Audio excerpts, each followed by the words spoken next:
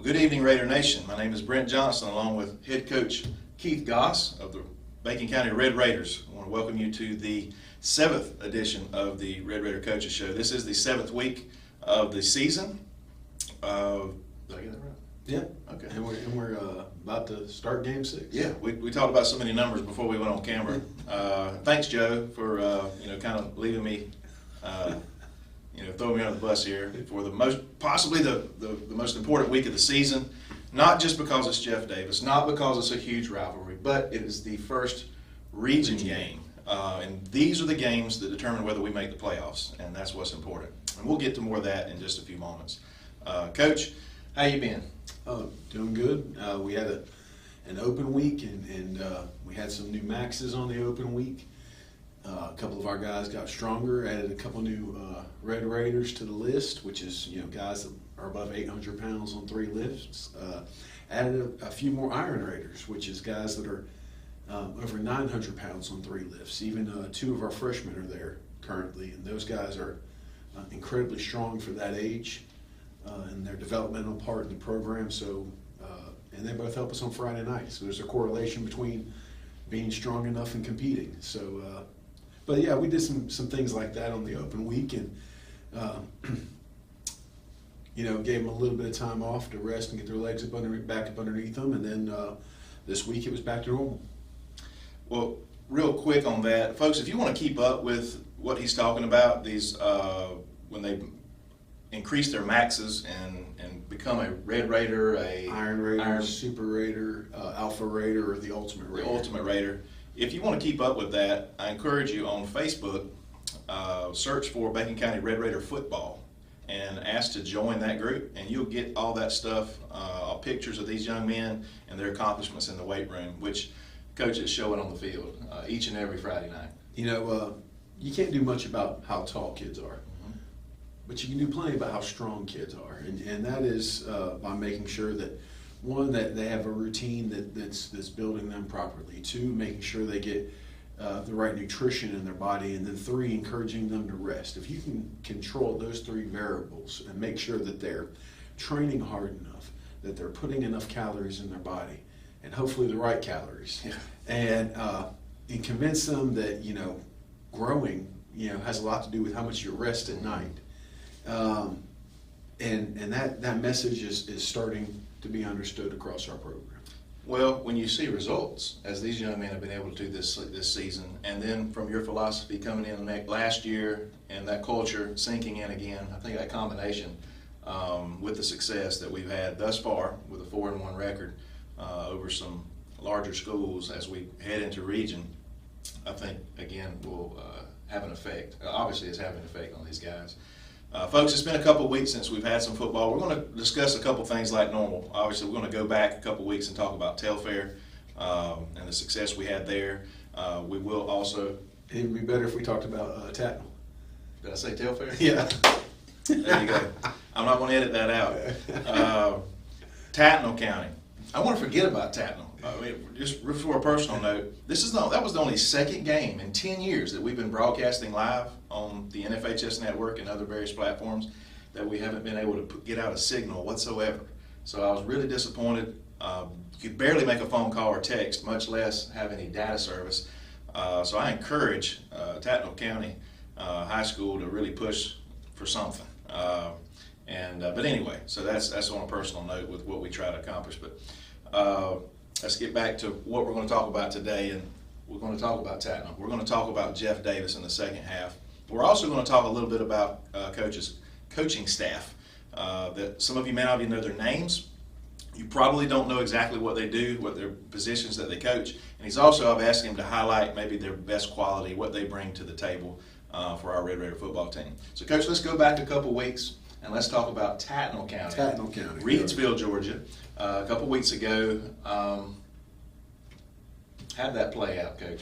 Well, we were watching film on them, and we felt that they loaded the box and they played a lot of zero coverage, and that means they play straight man-to-man without safety help.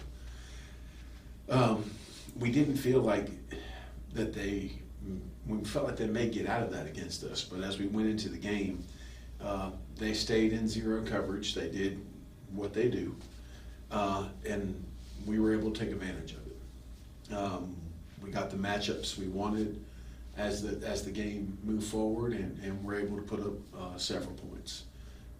Defensively, we're not going to be the biggest defense you see all year, but we are definitely scrappy and opportunistic. And somebody may, get a big drive on us early in the game, and the next drive doesn't go as far, and then the next drive is 3 and outs, and then all of a sudden these guys that aren't supposed to be big enough, all of a sudden are 3 and out in a team the entire second half. So I kind of relate them to the junkyard dogs of yesteryear for Georgia, and I'm sure that'll make a bunch of Georgia fans happy. But it's, they're undersized, but they're strong. They don't care. They're going to play hard, and we're going to do our best to find a way to get somebody off the field. So I'm very proud of the way that defensive unit's coming together, and the fact that most of them are young. We will return, I want to say, 8 of them next year. So it's good we're getting that kind of production out of a bunch of guys that we're going to get back. Yeah. Now, offensively, it was a big night. Terrion Moore, 4 touchdown receptions for 150 or 60 and change. I think he either broke or tied some type of receiving record for the school. Mason Michael threw for 388 and 5 touchdowns, which I'm told is a passing record for the school. Both are. So I'm not 100% on the yards, but I was told that the yards is also a passing record. Okay. So I'll have to follow up on that one a little more, I'm sure. But it was a great night for both sides of the ball. Even special teams, we went with a surprise onside kick, and it was perfect. You record that and you send that out and say, this is how you do it. Yeah, it was great. We actually saw it on film, and we put it in during the week. And I was like, after we kicked off the first time, I was like, they lined up the same way we saw on film. I said, well, after our first score, because we kicked off to start the game, I said, well, after our first score, we're going to come right back and surprise onside. And so that's what we did. Surprise! Surprise! They lined up the same way the next time, and we felt like there was a big window there, and our kicker executed. Perfect. And we got on the ball. Our guys, boat right flew down there and dove on the ball just like we did in practice, and it worked out. So it's nice when you see something on film, you scheme it up and it works. And it works like just the way you planned it. So that's exciting stuff. Well, one of the few, maybe 2 calls that I was able to get through while we were over at Tatnall was at halftime, and I called my dad. He was in the stands on the other side, and I said, Daddy, I think we're pretty good. And he said, yeah, I think you're right. I said, I may be more impressed with our defense or just as impressed with our defense as I am our offense. We put up a bunch of points. Obviously, had a bunch of yards that night, a bunch of yards the week before in Brantley. But I'm just so impressed. Just like you said, that team went down in that wing tee and went down and scored in about 8 or 10 plays methodically. Nothing major, no major runs, but just kind of ground and pound, just what that does, and some deception. But after that, it was over. And it was from, the adjustments, obviously, coaching staff made. Our boys saw what was up, and they made mental adjustments as to what they had to do.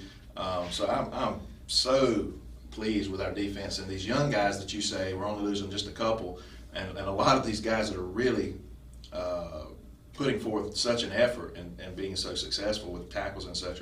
You're talking sophomores. Right. And we got a junior. And I know you don't call too many names out, but Brady Cawthorn has been just remarkable. He is really, talked him into playing, built a relationship with him. My first year here, everybody said he was a good football player, when he was in rec league, and his brother was a good player once upon a time for us here. And I was like, well, okay, well, I'll keep talking to the kid. I'll keep encouraging him. And maybe he can play, maybe he can't. I don't know. Yeah. He can. Yeah. And as obviously he's been away from football a little bit, but you can kind of see as it's developing in his mind how he's reacting faster and faster every week to where he has to be defensively in a play. It's impressive. Yeah. It's but he's not alone. No.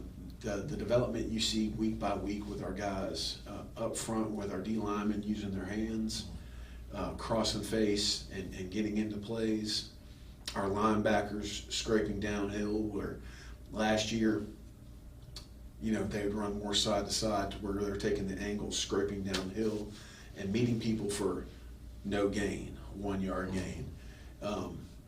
Offenses get off a track, off of not track, but off of schedule real quick when it's 2nd and 9 and then 3rd and 8. That's right. So when you're not running sideways and making tackles at 3 and 4 yards, you're scraping downhill and making them for 0 or 1 or 2. 3rd down, you're giving yourself a chance to be successful. Again, just real impressive. Another one I think of that has just seems like every third play you hear his name, Joe Harris. You talk about some undersized kids. Right. Now, when you see them in pads, they look great.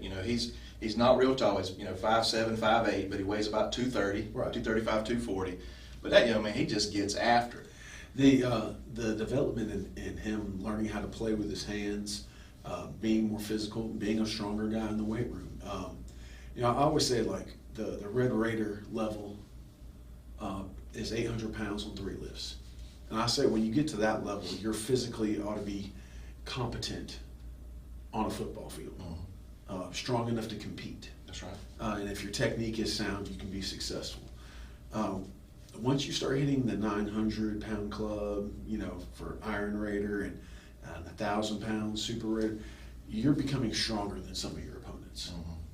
And he's well within the 900-pound category, close to the 1,000-pound club and Super Raider. So, and that shows in his gameplay because now his technique, coupled with his strength, makes him very tough to block. Yeah, and I'd be hesitant not to mention his counterpart Trey on the other side. And it's very similar story. Yeah, just very similar story. Just a bunch of great kids that are flying to the ball. I love the aggressive style that Coach Regal brings. We saw a lot of that, even with that deception and the type of offense that we saw in Tatnall.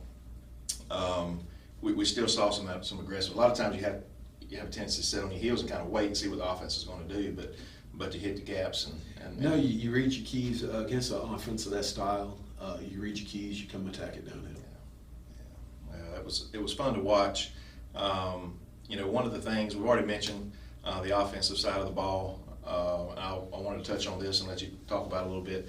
Tell us a little bit about our turnover differential and what it really means. Well, it's something that we harp on offensively. We have had no interceptions thus far and 1 fumble game 1. So we've turned over the ball 1 time in 5 games, which is pretty remarkable, actually. It's very strong. For the style of offense we run, right. We'll put the ball in the air, and we will run some types of option.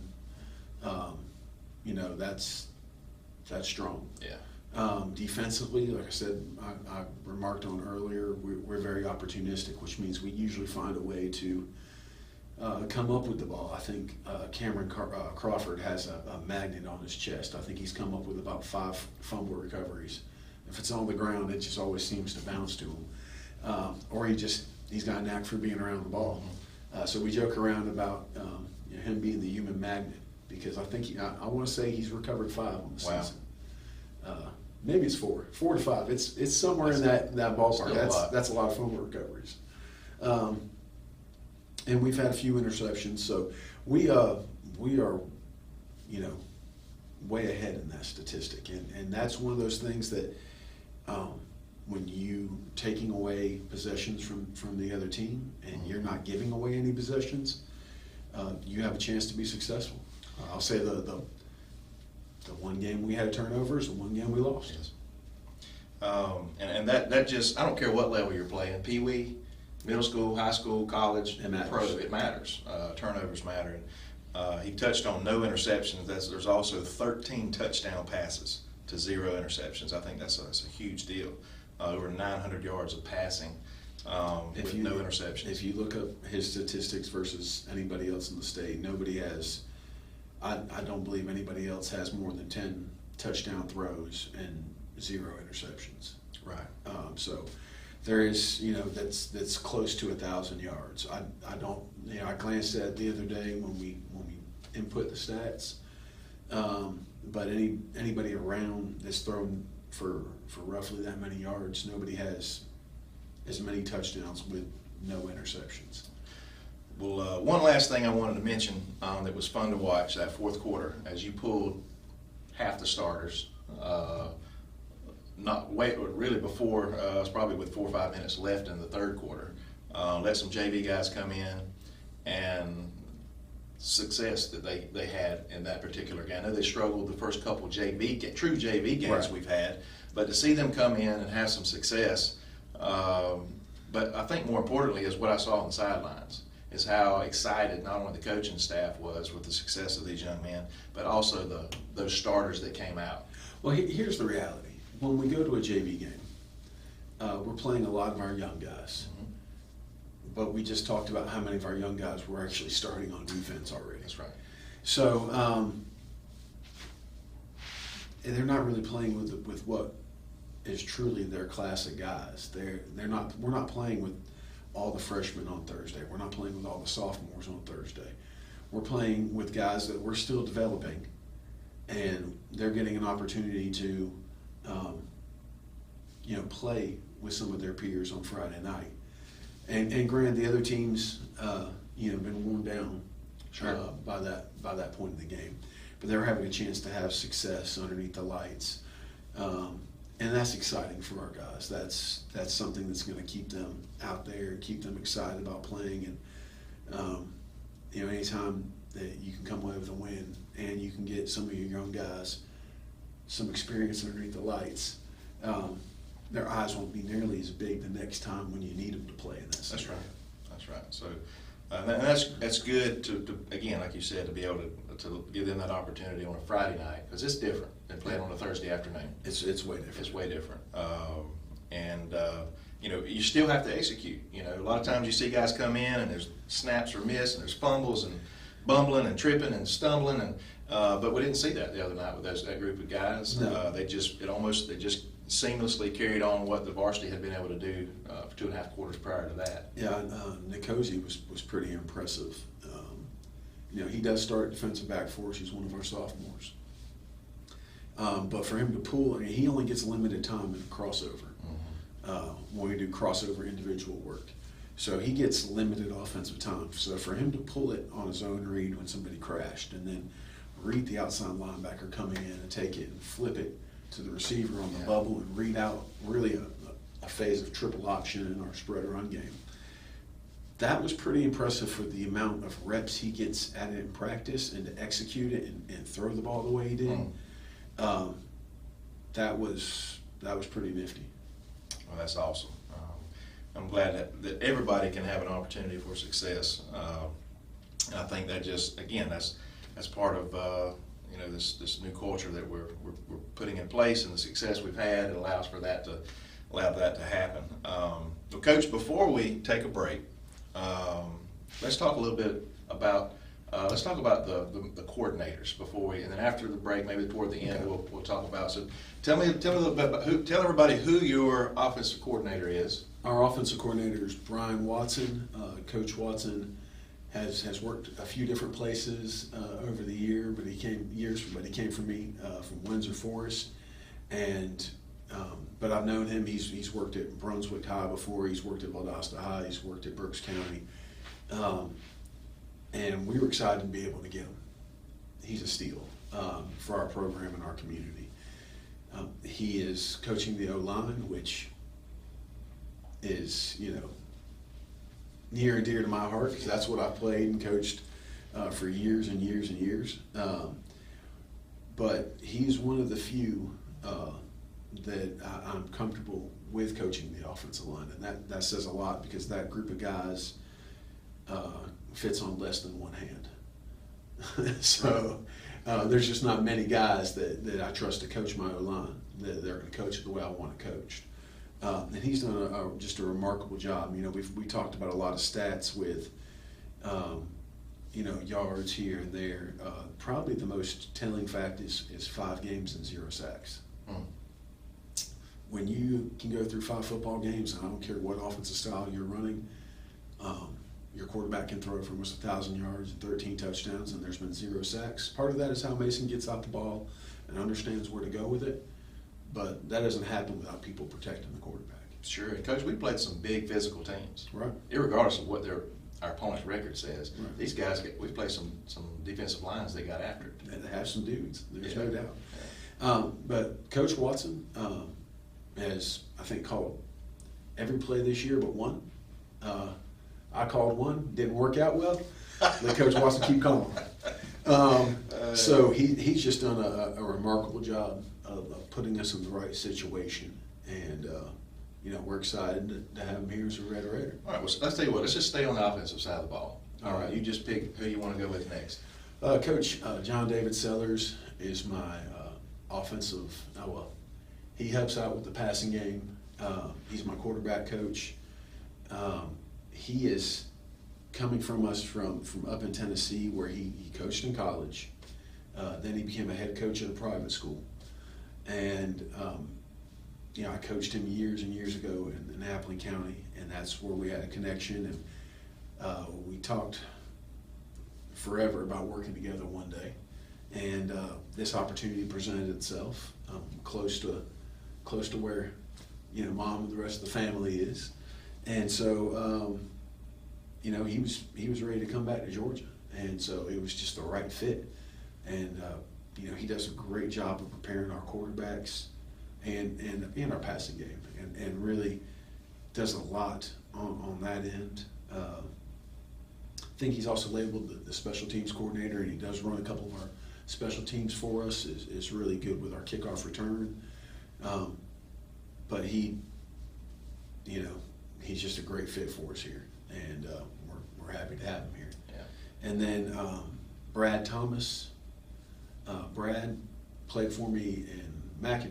He was my quarterback my first year there, and you know, kept talking to him while he was going through school, and he eventually decided he wanted to go into education and be a math teacher, and well, the rest is kind of history. He was over at Frederica helping them for 2 years and won a championship over in the private school league. Does a great job with our receivers, does a great job of getting those guys where they need to be and understanding their responsibilities.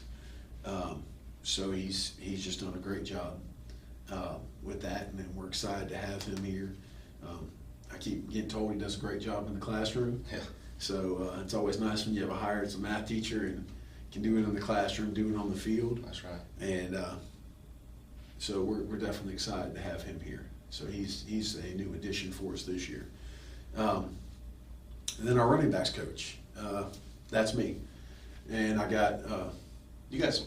I mean, no offense, but you got 2 kids that make you look pretty good. I don't have to coach very hard. I have 2 pretty talented kids. Yeah.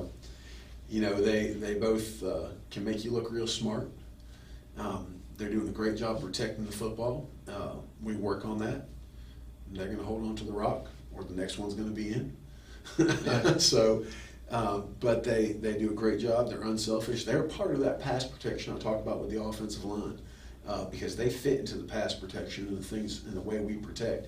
And so, for a running back, you know, they're doing their part. It's not flashy and it's not glamorous. And you know, the first 2 games, I think both of them had nearly 100 yards rushing apiece, and then the second and third game, and then the 4th and 5th game, we throw for a lot, and you know, we don't run for nearly as much. I think they both rushed for about 50 yards, but it's because what the teams were giving us. No complaints, not I, me bone in them. You know, this is what we're doing to win, and they embrace that, and that's exciting because they're being team guys. That's right. It's not about them. You know, they may carry the ball 10, 15 times a night. If that's what a team's giving us, they may pass protect like all night like they did against Tattnall County. I think we lined up and just pounded them on one drive when they finally put a safety high. And they did their job. There's no animosity between them. They're rolling in and out. I don't have a starting running back and a backup. I have 2 starting running backs. Yeah. And we're in a 1 running back system, but I can roll those guys, and it's they both are tremendous talents. So I think either one of them could run for a lot of teams in a lot of different regions and classifications. They're that good. Even you know, Bruce is a senior and Guyton as a sophomore. Right. Just real impressive. So I tell you what, we're going to take a quick break. When we come back, yes, we're going to finally talk about Jeff Davis and the showdown this weekend. And then we're also going to take a few moments to touch on the defensive side of the ball, the coaching staff there as well. So we're going to take a quick break, and we'll be back in just a moment. How long?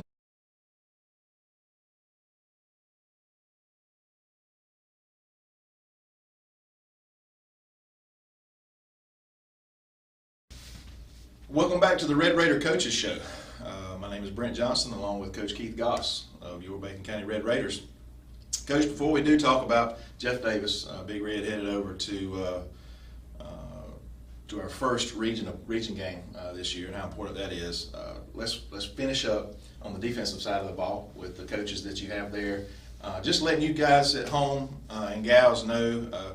I have a lot of questions that I can't answer when people say who coaches this and who coaches that, and I'm not certain, but I will be now, and you as well, as to who does what. So who is the defensive coordinator?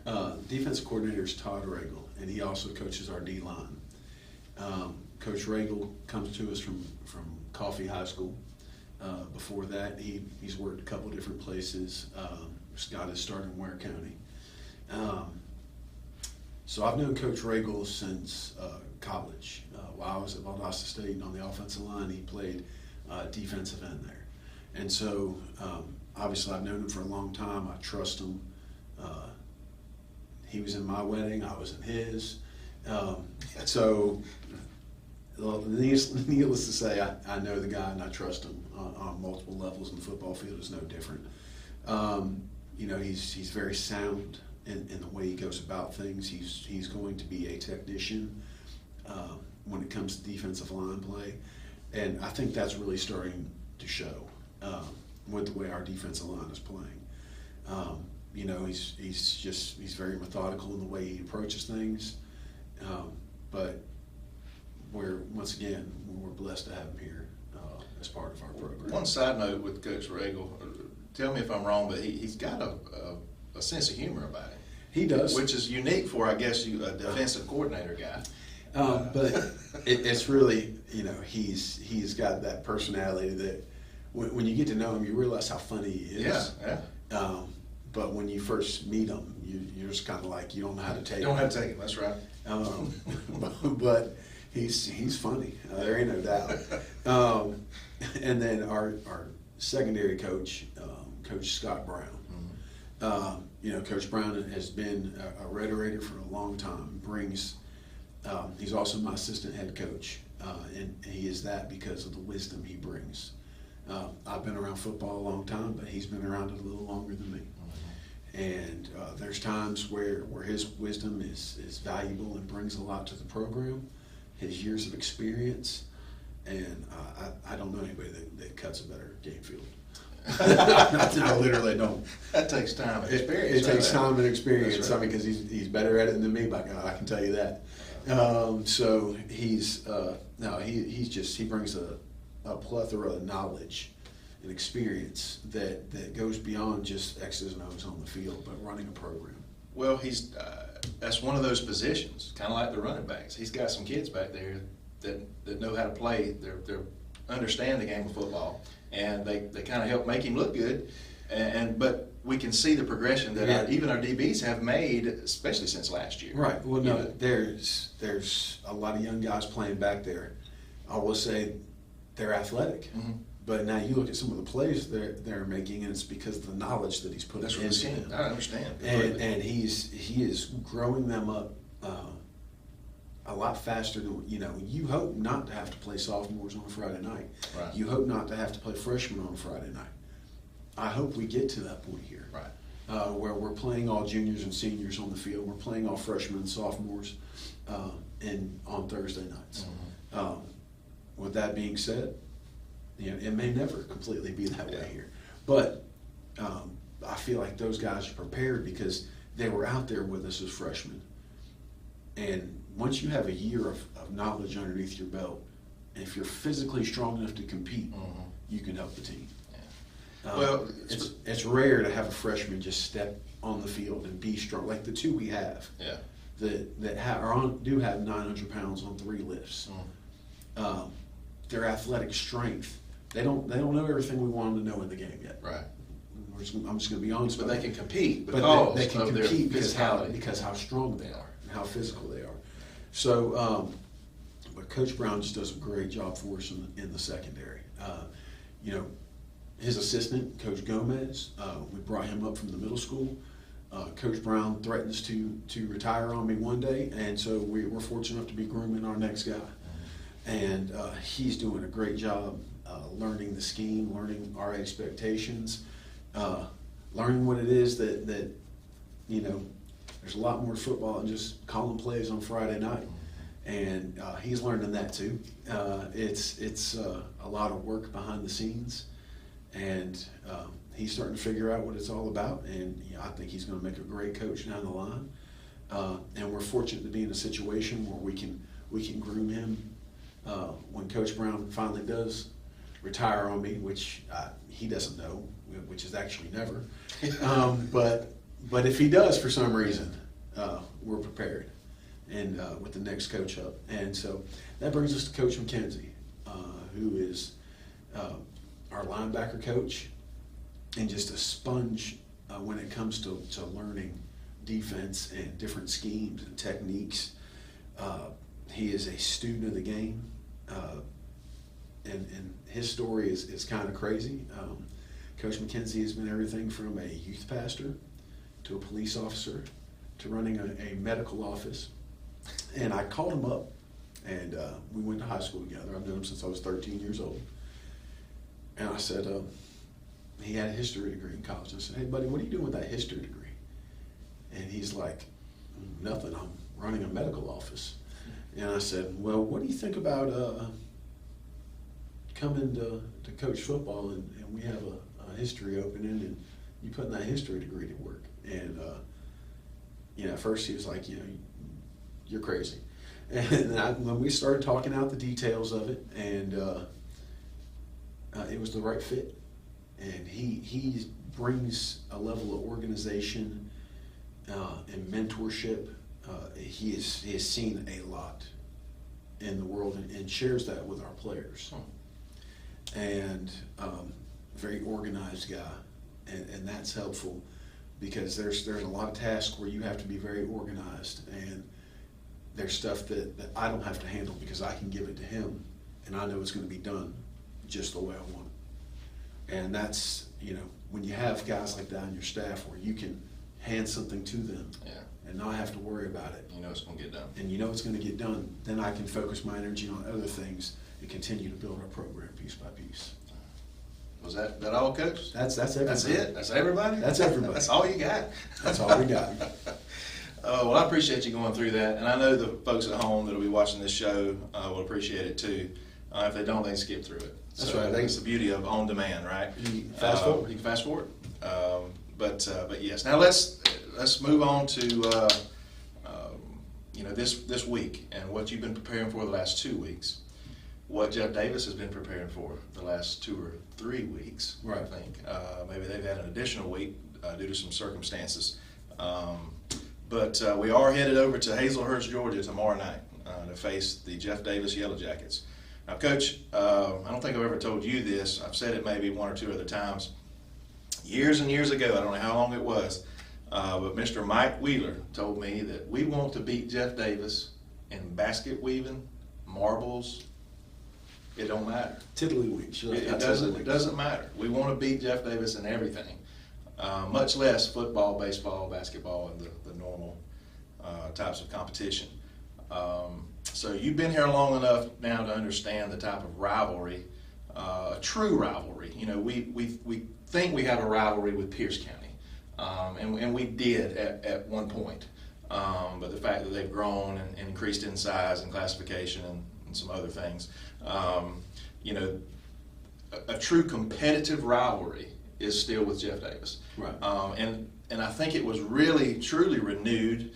We go back to 2004 when we won the baseball state championship, when two counties touching one another competed, and Bacon County came on top in that, and that sort of renewed everything, I believe, since then. But so throw all that out if we can, and let's concentrate on what the magnitude of this game means to both teams, right, as we move forward and play the last 5 games of this season.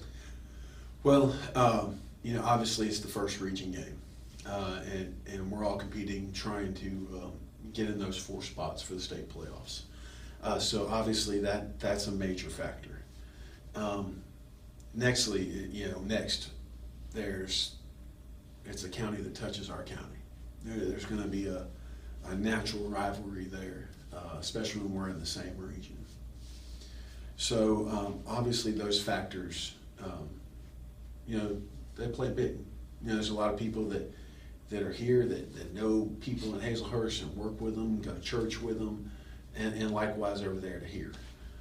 So, you know, there's going to be some chippiness. There's going to be some talk back and forth, and you know, that's just going to be expected. Well, a couple other things coming into this game. We're 4-1. Mm-hmm. Jeff Davis is 4-0, and I believe we have all common opponents except for one. I believe Jeff Davis played Lincoln County, and then right. The other 3 games we competed with the same teams. And it's easy for people to look and see the score here, the score there, and try to compare who's the better team going into this game. And I want to throw all that out. Well, it's high school football, and not just high school football, but football is all about matchups. Mm-hmm. So you can look at at teams play, and one team may fare really well against a style of offense or defense the other team plays, and may not fare as well against a style according to how they play and what kind of offense they run. So, you know, people, you know, have different opinions about, you know, how to play certain styles, and they play their style of defense against this style of offense. And so you never really know just by looking at a scoreboard. You know, there's some teams that we've had success against that they've not put up a ton of points against. There's been some teams, there's a team that we lost to game 1 that they beat and beat handily. So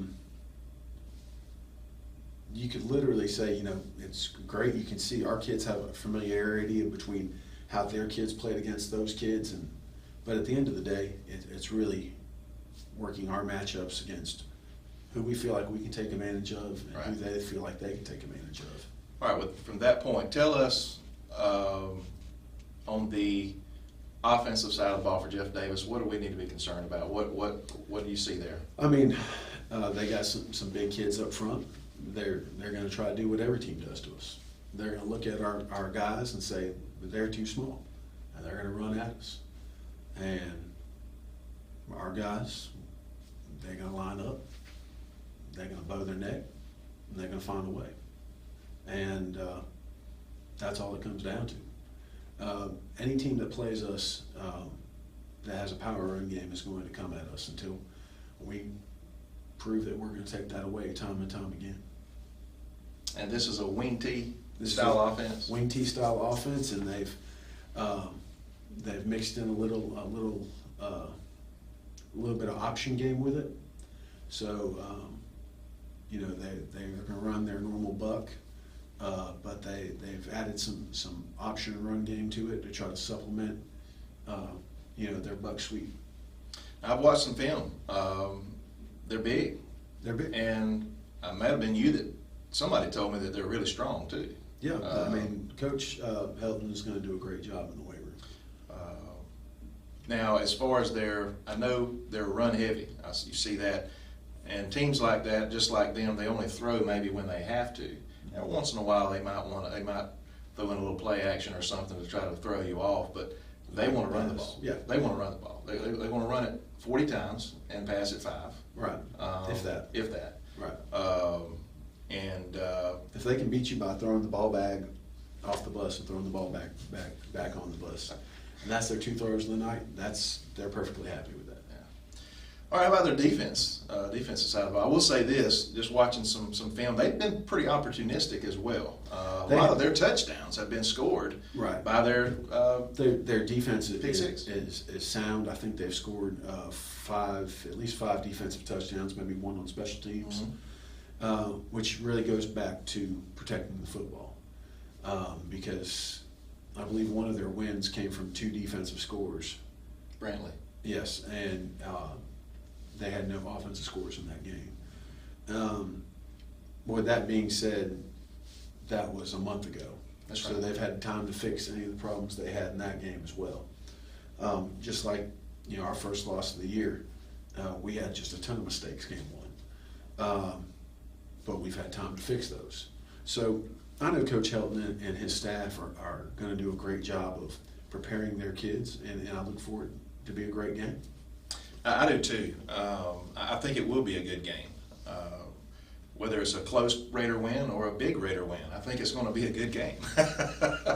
I can say those types of things. Coach, he can smile and comment off camera, but no, I really believe it will be a good game. And on that thought, I'm really proud of what we do as far as broadcasting on the NFHS network. But folks, don't use your computer as a crutch. If you can make the trip, the short trip, 25 minutes at most from almost anywhere in Bacon County, over to Hazelhurst tomorrow night and be there. Oh, there's no doubt. We want you to fill up the stands. We want you there. We want Raider Nation there. You rewatch it when you get home on the network after we broadcasted it.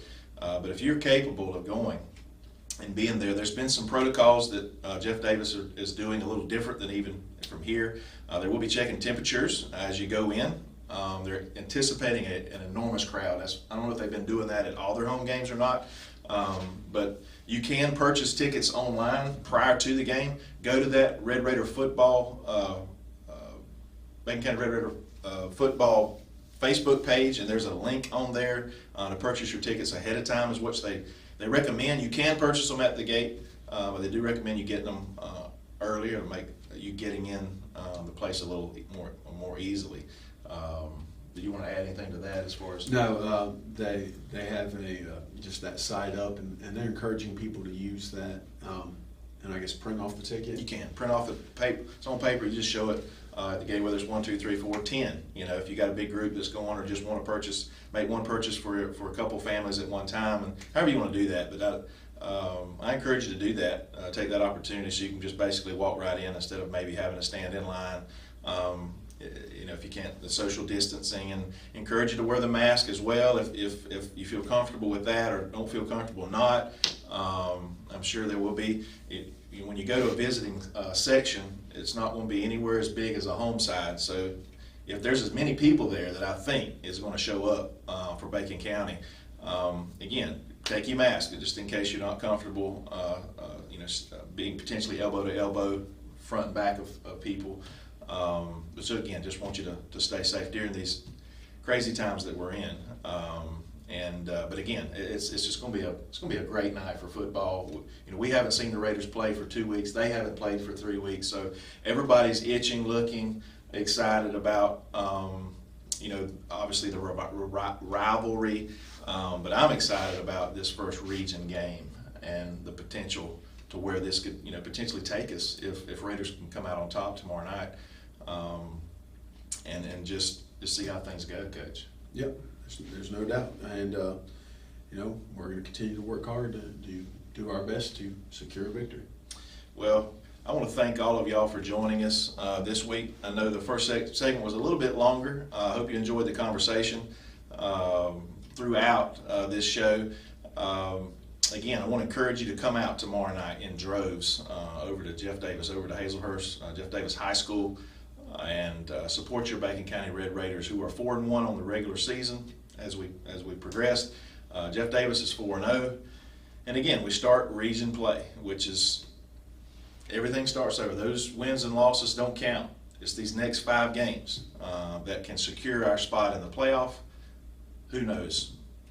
Region championship. That's what we're playing for. That's what we're playing for. So, again, on behalf of myself and Coach, I want to thank you for joining us in this edition of the Red Raider Coaches Show. Go Red Raiders, horns up.